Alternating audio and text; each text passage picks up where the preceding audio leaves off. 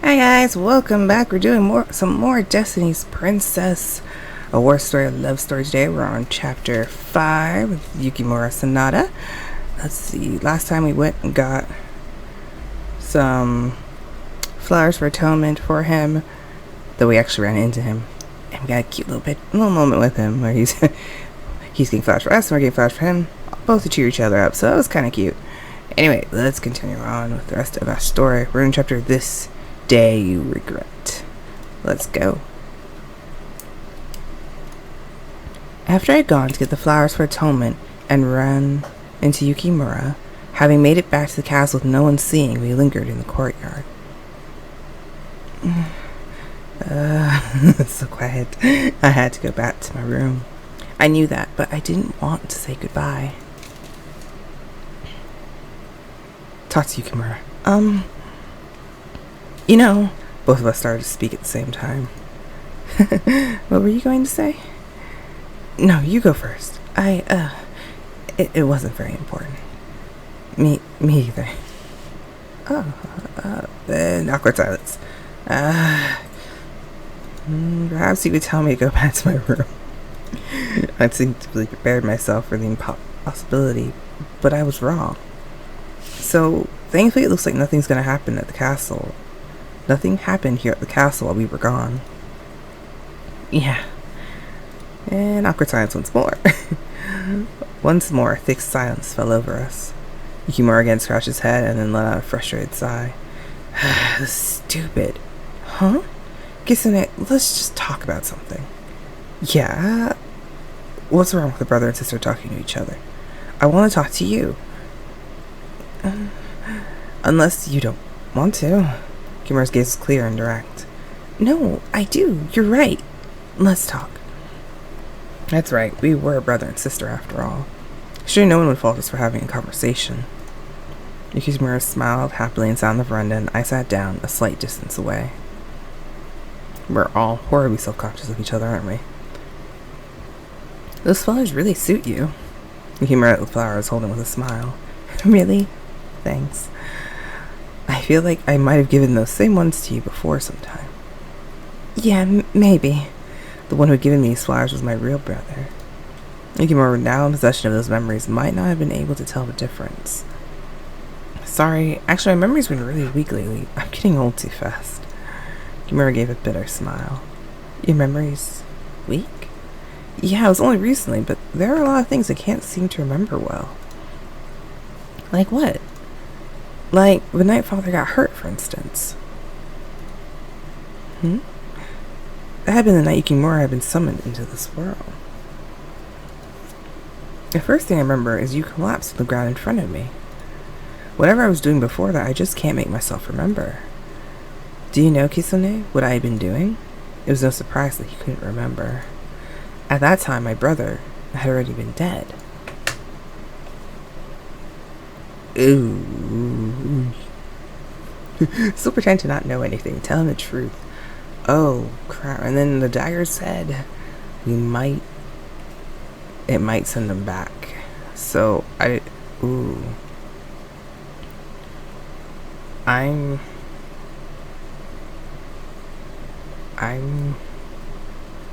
back. So, I'm gonna tell him the truth. I think that may be for the best. I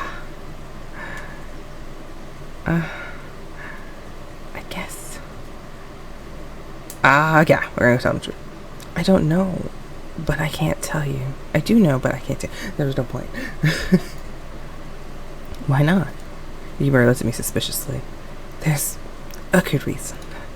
But someday I will tell you. Can you wait a little longer? Sure, I guess so. Yukimura nodded, agreeing. This really was a mess. The whole situation was warped, gone wrong.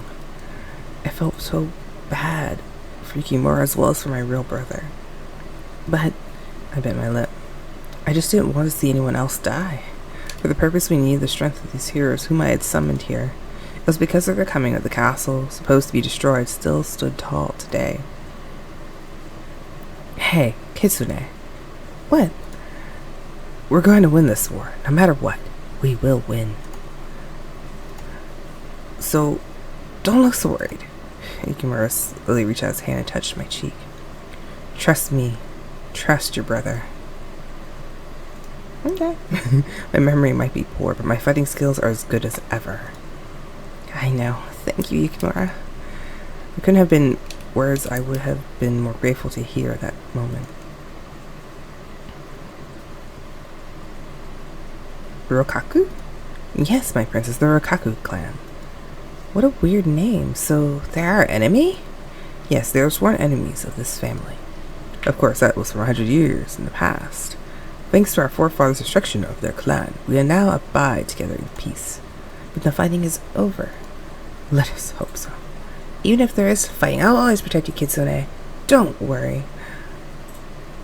I thought Kitsune was my last name. Why are you been calling me Kitsune when my first name is Kazi and I'm your sister? Why did you keep calling me my last name?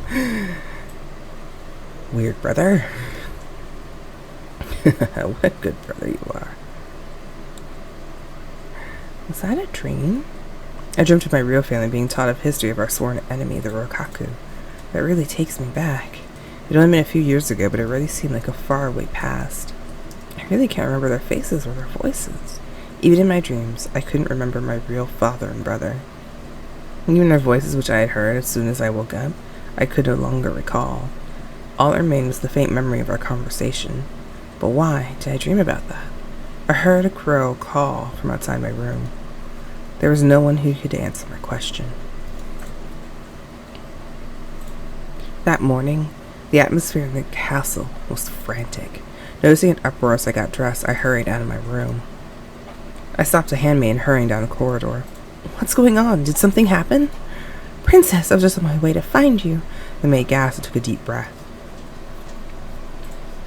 Sir Hanabe has taken ill. What? Hanabe?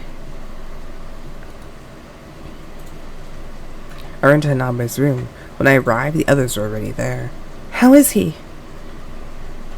Hey, I haven't seen father in a while. Hi, father. Yukimura looked up and shook his head. Nobunaga snorted. Sick as he is, I'm surprised he's lasted this long. As Nobunaga's words, I felt my chest clench. Sick? My real fiancé had died of illness. And now is Hanabe too about to lose his life in the same way? What do you mean? Hanabe, how long have you been? I remembered how Hanabe sped to and peered at his face. He was unconscious, struggling for breath, his forehead sweaty. Kitsune, what are you talking about? We've known he was sick for a long time. After he had spoken, he murmured to his head, confused. Huh? We did know, right? He looked unsure as he glanced at Masamune. Yeah, I think so. Nobunaga, why are you smiling? The two men exchanged a baffled glance, and Nobunaga silently, oddly smiled. How bad is he? When I asked the doctor standing off to the side, he answered in a gruff, sullen voice. He may have a few days. Tonight will be critical. So soon? All the strength left my legs. So he's going to die, just like my fiancé. Though it was the fault of my fading memory, I had felt a heartless and cruel woman. My fiancé had died, yet I had only been thinking about Yukimura. Hanabe hadn't appeared to us to be sick. Maybe that was the faticate he put on those around himself. If only I had been closer to him, maybe I would have noticed sooner. Kitsune. As I started to crumple to the ground, Yukimura held me up. He opened his eyes. I don't think Masamune would say that loudly, but oh well. At the explanation, at once everyone's eyes flew to Hanabe. I ran back over to him. Hanabe appeared to be in a state of half-consciousness. His eyes fell, and every single one gathered around his bed and turned.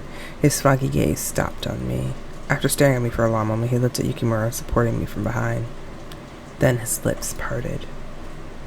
I have a strategy for you. His voice was weak, and Yukimura looked shocked. Hanabe, what are you saying? You need to rest. Everyone but Nobunaga, Yukimura, and Masamune, please leave, and hurry. I don't have much time. The page and maidservant rushed out, and the doctor too bowed and then left. Hanabe turned toward me as I stood reluctant to leave. Please don't worry. We will defeat the demons.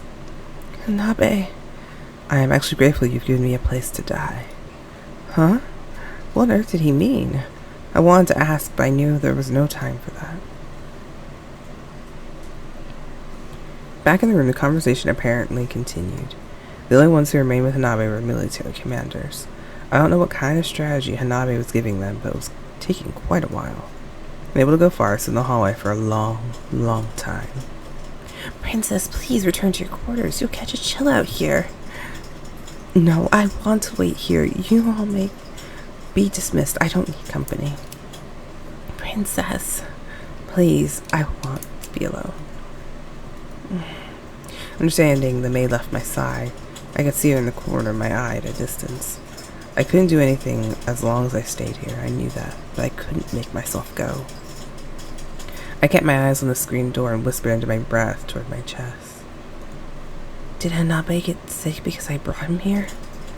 Is it because he took the place of my ill fiancé? Well, now that's a very good question. The cackling response was subdued, but thoroughly grated on my harried nerves. Don't play games with me. Give me an answer, or I'll smash you into a million pieces. The dagger became flustered. No, please, don't. Please, no. Besides, if you do that, this wish of yours will be destroyed as well. I'm telling you the truth. I am the source of this miracle. If you break me, there'll be nothing. Fine. And I'll bury you in the ground in one piece, or I'll throw you in the lake.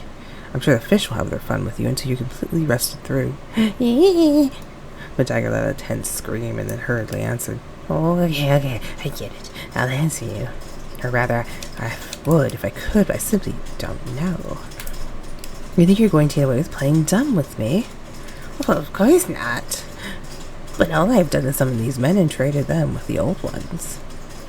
So as for the illness, well, that's too difficult for this small demon. Was he telling the truth? Even if he did know the answer, I knew that he wasn't about to share it with me.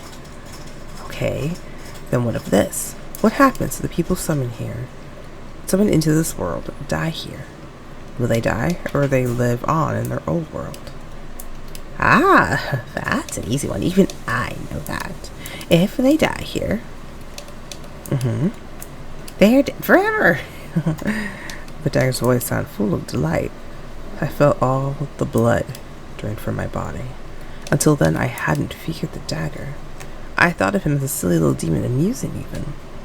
He was in the end a demon the same as the horrific ones now surrounding the castle. What's wrong? I thought I heard voices. The screen door opened. Yukimura came out. Yukimura, it's Hanabe. He's still unconscious. Yukimura gestured to the doctor staying off to the side in the hall. Anyway, like I said, tonight is critical, so we'll all stay here with him a little while longer. You should go back. Kitsune? Yukimura looked at me, clinging tightly to his arm. With surprise. This is all my fault. This is all my fault that Hanabe's going to... Forgetting about my fiancé, I had the demon make Hanabe trade places with him. And now I forced him to die in this place, surrounded by strangers. No matter which way you thought of it, it was all my fault. Hib, fight back the tears or cry. Cry. Hanabe. I was unable to hold back the tears that streamed down my face. I'm gonna cry. I'll let it all out. He was my fiancé. Kitsune. Yukimura watched me sadly. It was not an hour later that Hanabe breathed his last breath. Damn, that was fast. They said tonight was a critical point, but he hadn't even held out that long.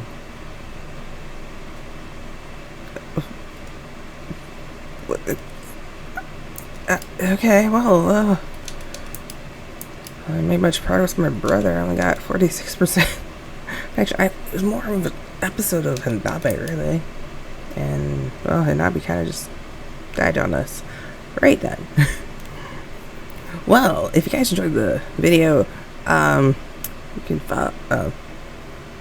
subscribe to our channel. You can also follow me on Twitch, Hitbox. Links to all those in the description areas below. You can also see me on Twitter and Facebook if you want to watch me live stream. Anyway, I'll see you guys later. Thanks. Bye.